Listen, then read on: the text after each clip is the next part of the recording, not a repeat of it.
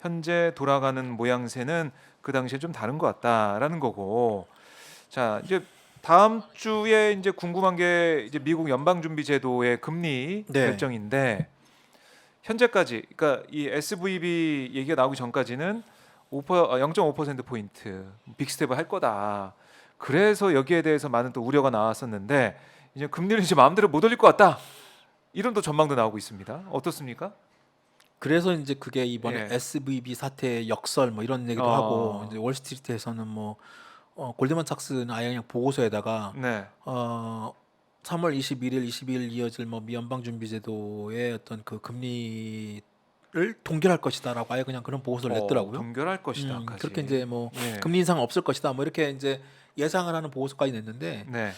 원래는 아까 말씀하신 것처럼 0.5% 포인트 정도는 올려야 음. 된다. 왜냐하면 워낙에 지금 미국의 경기 상황이 나쁘지 않고 좋죠. 고용 상황이나 소비 그러니까요. 뭐 약간의 뭐 식지가 않아요. 그렇죠. 그리고 그렇다고 또 물가가 또 생각보다 그렇게 많이 또 떨어지지도 않아요. 음. 그 물가가 좀 어느 정도 계속 또 유지가 되다 보니까 네. 그 FRB도 올리기는 올려야 되는데 그렇게 많이는 올릴 수는 없고 왜냐하면 음. 경기 상황을 어차피 또 금리를 또 잡아야 되니까. 네. 그런데 지금 이번에 사실상 예상치 못한 SVB 파산이라는 그리고 그 금융 일부 세계 금융기관 은행들이 파산이라는 이것이 갑자기 딱 터지니까 음.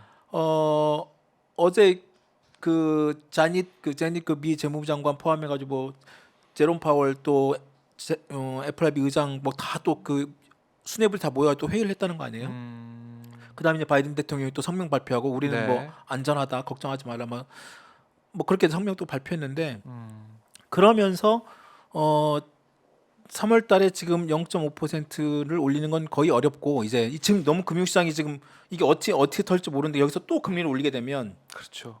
부담이 되죠. 그렇죠. 다른 어떤 곳에 어떻게 또 금융 내지는 은행이 파산이 나올지 모르고 그것이 또 어떻게 또 연결될지 모르니 일단은 0.25 또는 거의 동결할 가능성이 높다. 네. 오히려 그러니까 이 원래대로 하면 뭐 월스트리트에서는 이 같은 추세로 하면 올 연말이나 뭐 올 하반기 때쯤에 맞춰 가지고 어 경기 침체 상황이 내지는 경기가 어느 정도 음 물가가 네. 잡힌다고 봤을 때 금리를 베이비 스텝 정도로 가지 않을까라고 전망했는데 음. 오히려 이 SBB 파산이라는 사태가 오히려 음. 그런 FRB의 금리 조정을 앞당긴 음. 앞당긴 꼴이 된 거죠. 그래요. 그래서 이제 한때 어제 그 음. 주가가 좀 오르거나 음. 그럼 다른데 금융시장이나 미국도 약간 뭐 네. 관망 내지는 이렇게 어. 폭락까지 안 갔던 이유가 그런 금리를 좀 더 금리 인상을 하지 않을 것이다라는 기대감이 있었던 거죠. 이게 가상화폐 시장도 또 폭등을 했던데 그러니까요. 한밤에. 자, 그래요. 이 미국 연준의 결정이 어쨌든 주목을 받을 수밖에 없는 상황이다.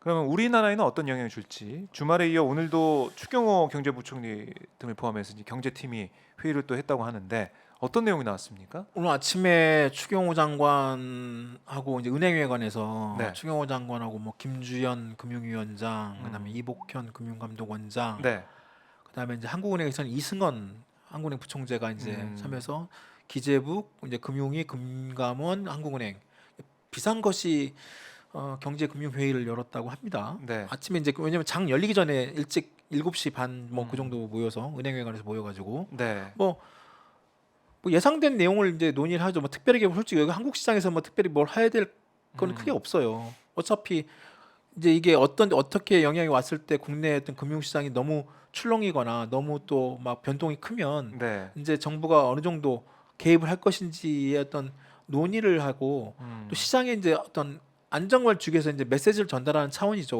우리 다 모여가지고 네, 사진 한번 찍고 아, 어 그다음에 금융시장 안심하십시오 이런 건가요? 금융투자자 쪽에 우리도 이제 다 우리 정책 당국이나 정부에서도 좀 음, 가이드라인이나 가이드를 좀 준비하고 있으니 네, 너무 불안해하지 마라는 음, 차원의 모임이고 또 나왔던 뭐 발언들도 보면 뭐 지금 뭐 취약한 뭐 금융시장 불안이 굉장히 뭐 크게 뭐 확산되지는 않을 것이다라는 식의 이제 얘기를 하고 있습니다. 그리고 네, 이제 오늘 추경호장 뭐라고 했냐면 그 우리나라 금융시장은 전반적으로 안정을 유지하는 모습 음, 필요시에는 물론 관계기관 공조하에서 신속히 시장 안정 조치를 취하겠다. 시장 안정 조치 이런 얘기는 뭐냐면 돈 풀겠다는 거거든요. 갑자기 이제 뭐 환율이 급등한다거나 네. 금융시장이 갑자기 막 흔들리면 음.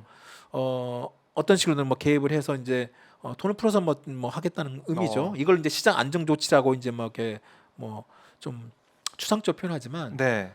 그런데 이제 이렇게 끝나고 주식시장 오늘 지금 폭락하고 있는데 그러게요. 자, 이게 뭐 우리 정부의 이제 발언이나 네. 자세, 태도 이런 것보다 미국의 이제 영향이 크기 때문에 맞아요. 우리 금융시장이 반영을 하고 있는 것 같은데, 근데 국민연금이 SVB 은행에 300억 원을 투자했다고 하는데 이거 날리는 겁니까? 어떻습니까? 지금 상황에서는 거의 날린다고 봐야 되죠. 아, 이건 예금자 보호법 거기에 그 해당되지 않아요. 예금에 넣어둔 게 아니고 네, 투자를 투자를 했기 때문에. 건가요? 예. 네. 그래서 지금 국민연금이 투자해서 300억 포함하고 또 한국투자공사가 또 거기 또 갖고 있다는 거잖아요. 또 투자한 금액도 있고. 아, 그러면 이게 이걸로 끝날지 아니면 국내 다른 은행이나 투자사, 뭐 증권사 이런 데서도 좀 부실화된 게 있는지 이것도 좀 궁금한데 아직 그건 안 나왔죠? 아직 그게 이제 공개적으로 아직 확정되거나 아직 그게 표출되진 않았습니다. 네. 그러니까 지금 그 SBB 은행이 미국 물론 안에서는 굉장히 어느 정도 중위권 이상의 특화된 큰 은행이고 하고 국민연금이 300억은 전체 물론 300억 큰 돈이죠. 그리고 국민연금에 그렇죠. 들어있는 돈 자체 운용된 자체가 다 국민들이 낸 자기 노후 보장을 위해서 낸 그럼요. 돈이잖아요. 예. 어쩌면 내 돈도 들어갈 수 있고 박 기자의 돈도 들어갈 수 있죠. 예. 300억이 큰 돈이죠. 근데 전체 또 그 국민운용 기금 운용 과정에서 수백조 원 중에 300원이면 국민연금 자체에서 했던 뭐 리스크 자체는 크지 않을 수 있지만 하지만 그래도 300억을 날렸다는 것은 이것은 사실 지금 단돈 10억이 됐든 1,000만 원이 됐든 얼마나 아까운 돈입니까? 지금 같은 이 불황이나 힘든 그렇죠. 상황에서. 아유, 네. 300억. 그리고 최근에 국민연금이 지난 주식시장 침체기에서 또 마이너스 8% 이상의 또 수백억 원의 또 그 수차 손실도 지금 이루고 네. 있는 상황에서 이게 적지 않은 금액이죠. 그리고 이런 투자와 관련된 부분들을 한번 다시 한번 점검할 필요는 분명히 있습니다. 그리고 혹시 부실화될 가능성이 있는 부분들도 네. 기금운용본부나 그 복지부나 뭐 금융당국에서 특히 이 그 국민연금이나 그다음에 국민 세금으로 투자할 수 있는 투자가 되고 있는 부분들은 부실 여부를 한번 체크해 볼 필요가 있어요, 진짜로. 예전에 그 아까 리만 사태 말씀드렸잖아요. 네.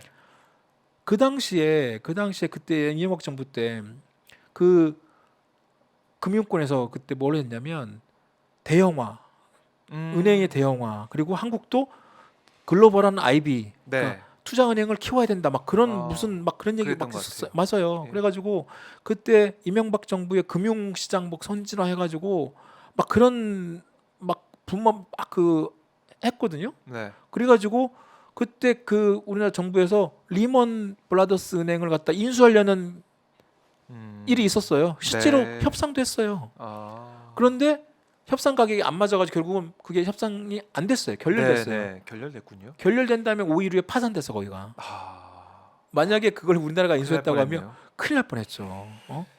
그러니까 그때는 이제 은행의 대형화를 통해서 경쟁력을 키운다라고 얘기했었는데 지금 또 윤석열 정부는 다른 얘기를 하는 거 아니겠습니까? 그렇죠. 더 많은 은행, 이른바 핀테크에 적합한 은행들을 작은 챌린저 은행인가요? 뭐 그런 것들 영국처럼 해서 만들어가지고 매기를 풀어놔서 은행들도 경쟁할 수 있게 하겠다 했는데 이게 바로 그 이번에 그게 특화은행. 아, 이게 지금 SBB가 네. 거기 하는 모델링이 됐다는 거 아니에요 이번에.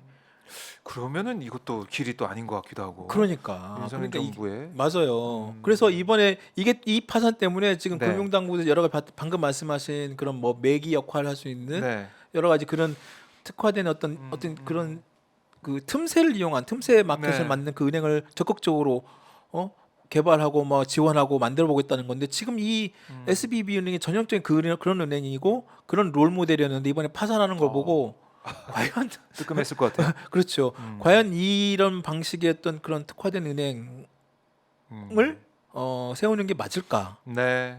아마 그것도 뭐 분명히 고민이 될 겁니다. 고민을 해봐야 될 것 같고, 자 이제 금리 얘기는 안 할 수가 없는데 연준의 이제 금리 인상 여부 이것도 중요한데 거기에 뭐 한국은행도 영향을 받지 않겠습니까? 네. 이번 달에 우리가 기준금리를 동결을 했어요. 이번 달 금리라고 동결했죠. 네, 그래서 주식과 환율 뭐 여기는 크게 뭐 변동은 없는 그런 상황인 것 같은데 미국 연준의 상황을 좀 봐야겠지만은 어떻습니까? 지금 어떻게 좀 이번 달 동결하면서 우리 지금 한국 중앙 그러니까 중앙하늘은행에 지금 갖고 있는 기준금리가 3.50%잖아요. 네. 3.50인데 지금 다음 달 11일 날 또 열리거든요. 금통위가.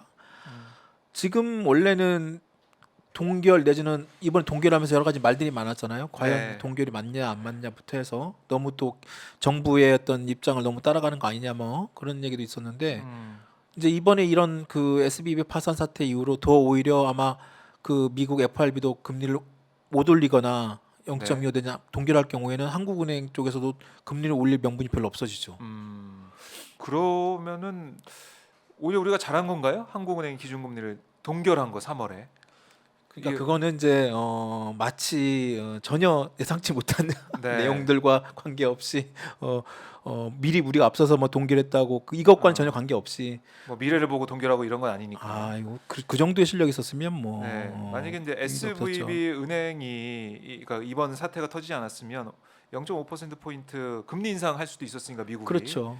뭐 지금 다음 주에 봐야겠지만은 그러면 금리 차이가 더 벌어져 가지고 너무 벌어지죠. 그렇게 되면 차이가 너무 크기 때문에 다음 달에 하는 금통위에서는 굉장히 금리를 조금이라도 올릴 수밖에 없는 압박을 받죠. 그래요. 네. 자, 그래서 한국은행의 금리 동결 다음 달까지 뭐 동결 갈지는 봐야겠지만은 연준에 달려 있는 거고 그렇죠. 사실 우리나라 이제 고금리 때문에 부작용이 있는 거 아니겠습니까? 그럼요. 부작용 겪고 있고 경기가 좀 안 좋아요 계속. 맞아요. 예. 그래서 금융권이나 PF 대출 부실 우려도 있다 이런 얘기도 있는데 이런 위험성은 남아 있는 거죠 어떻습니까?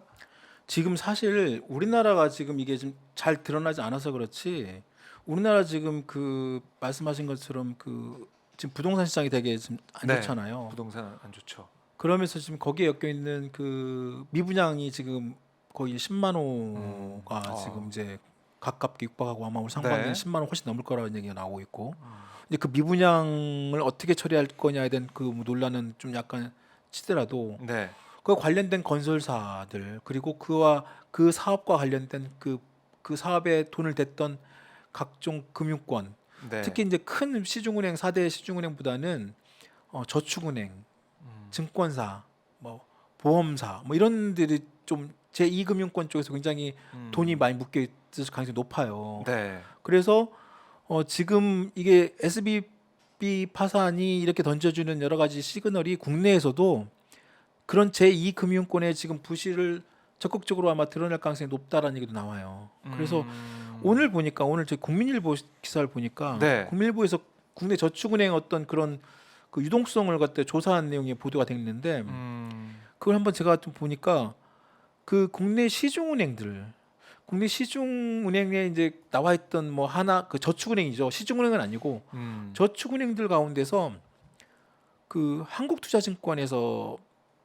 파생된 한국투자증권의 그 저축은행 같은 경우에는 네. 지금 그 원래 100%를 맞춰야 되거든요. 유동성을 갖다가 유동성 100% 맞추라는 얘기는 갑자기 그 예금자들 돈을 다 뺐을 때 100%다 돈을 지급할 수 있는 수준의 네. 자신의 자산 내지는 그 돈을 갖고 있으라는 그 크게 비율이에요. 맞겠죠. 네, 유동성 비율이라고 하는데 네. 그 100%에 미달하는 곳이 한국투자증권, 한국투자증권 저축은행 거기가 지금 3% 수준이라고 나오고 있어요.